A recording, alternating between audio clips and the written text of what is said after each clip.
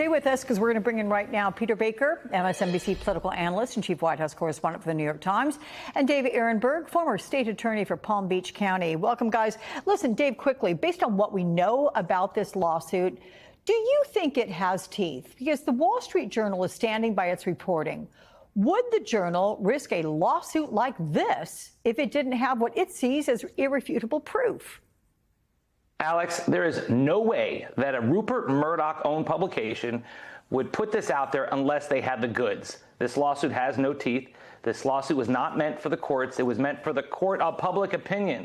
It was meant for all of us. It was meant for his base to say, you see, he's fighting back. That letter must be false. Let me just put it this way.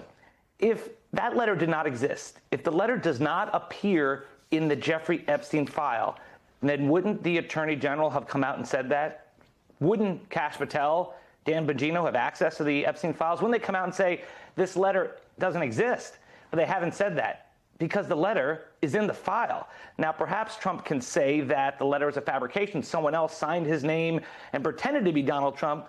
Stretches the imagination, but okay. But even then, if that were the case, the Wall Street Journal article is not false. The Wall Street Journal article just talks about the existence of such a letter. It didn't say it was definitely Donald Trump who wrote the letter with his signature on it. So this lawsuit is going nowhere. It's meant for the show, not for the go.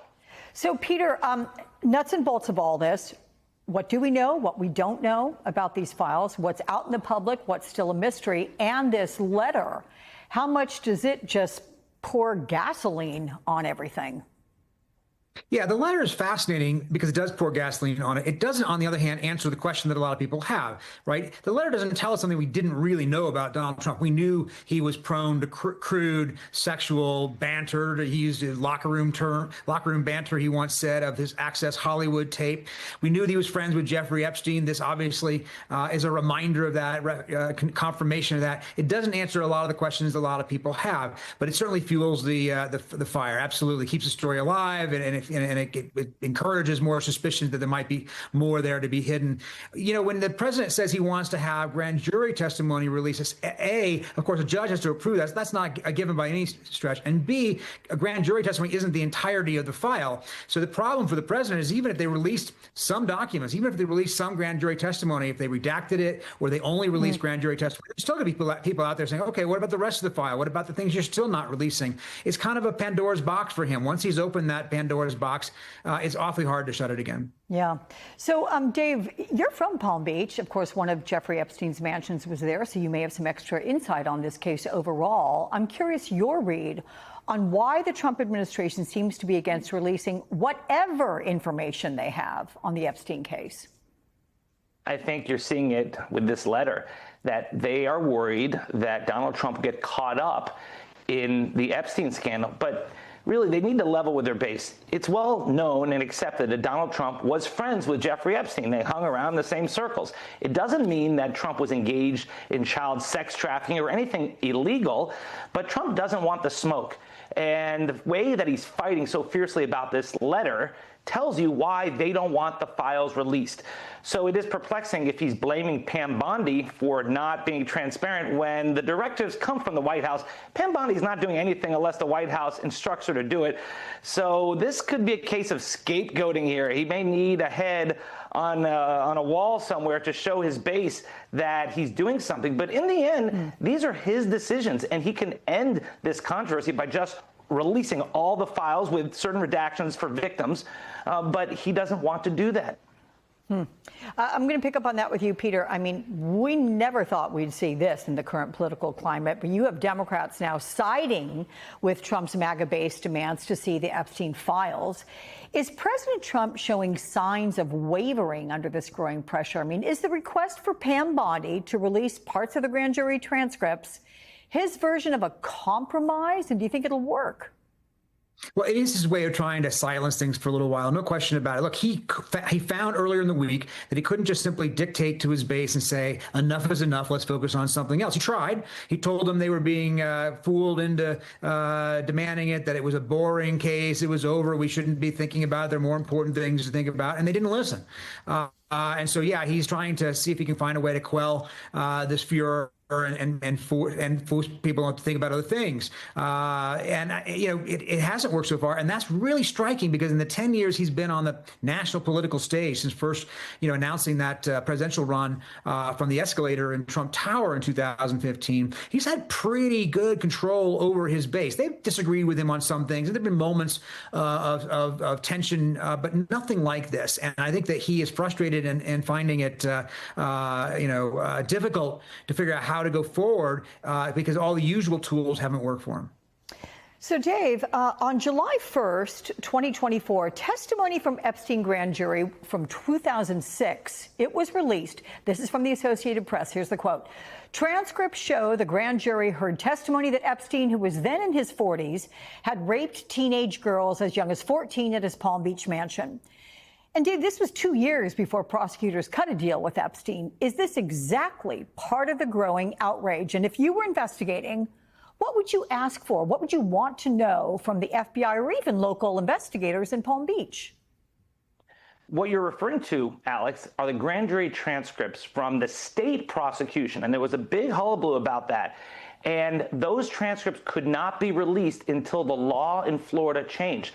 Governor DeSantis pushed a law that carved out a special exception to release these transcripts. And so you may have to have something similar in Congress to release the federal transcripts, the grand jury transcripts. But even then, you're just talking about a portion of what the public wants. What the public wants, to your question, is they want the names of the individuals to whom these young women were trafficked to. And that could be subject to court orders that could prevent it. But there's nothing to stop the Trump administration and say, okay, anything not subject to a court order, anything not subject to victim protections, we're going to release. So I think that's what we all want to know at this point. And getting to the grand jury transcripts relating to Epstein or Ghislaine Maxwell is not going to get you there. That only pertains to their particular charges. It doesn't pertain to the third parties. That's what everyone's interested in. And yet I don't think we're going to see it. You have Democratic Senator Dick Durbin, Dave, who says FBI agents were told to flag any Epstein records mentioning Trump. What does that signal? That signals all hands on deck to protect the boss because they want to know what Trump's involvement is in the Epstein files. They're so concerned that there are smoking guns and they're tying Epstein to Trump. Well, this letter is an example. This is the kind of thing they don't want out to the public. That's why Trump's filing this lawsuit. And so they had these FBI agents scour the files to see if there's anything really damaging to the president.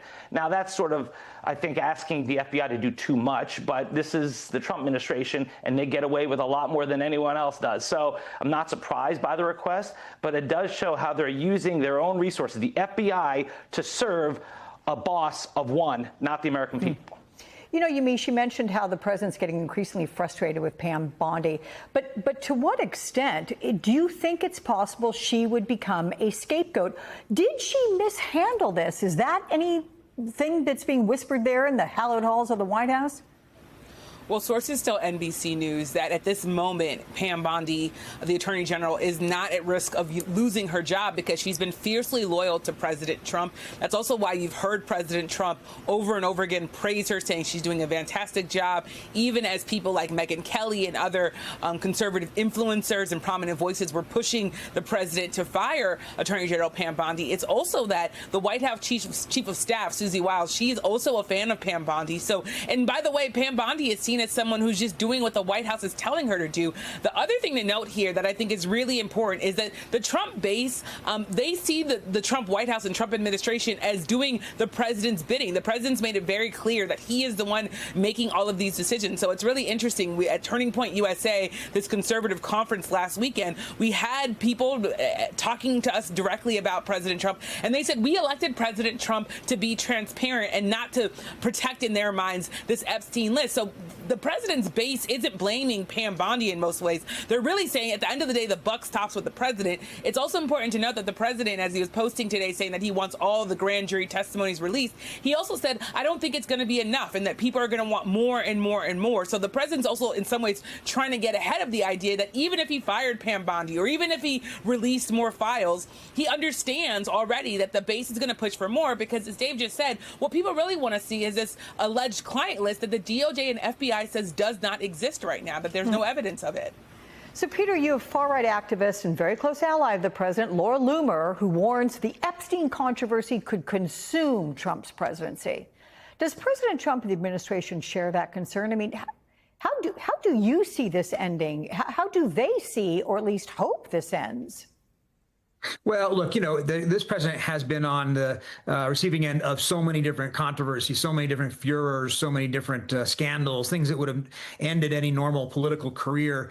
And many of course, his own making. He has survived all of them. They feel, some degree of confidence that they're able to move past this controversy or that controversy, but this one has flummoxed them because it hasn't gone away as quickly as the other ones. In 6 months now in his second term, all kinds of things that were big controversies came and went within 24 hours or 48 hours. This is one of the few that's been pretty sticky, pretty hard to make go away. And because it involves the people who have been his most vocal supporters as opposed to people who didn't like him to begin with. So, look, he's got to work his base as best he can. He's got to try to find other enemies for them to focus on, right? He's talking about Jay Powell. He's talking a lot about Joe Biden. He's talking a lot about, the Wall Street Journal, anybody he can find to sort of refocus that MAGA energy and anger at, he's going to try to do. But again, I think he's been frustrated so far that it hasn't worked.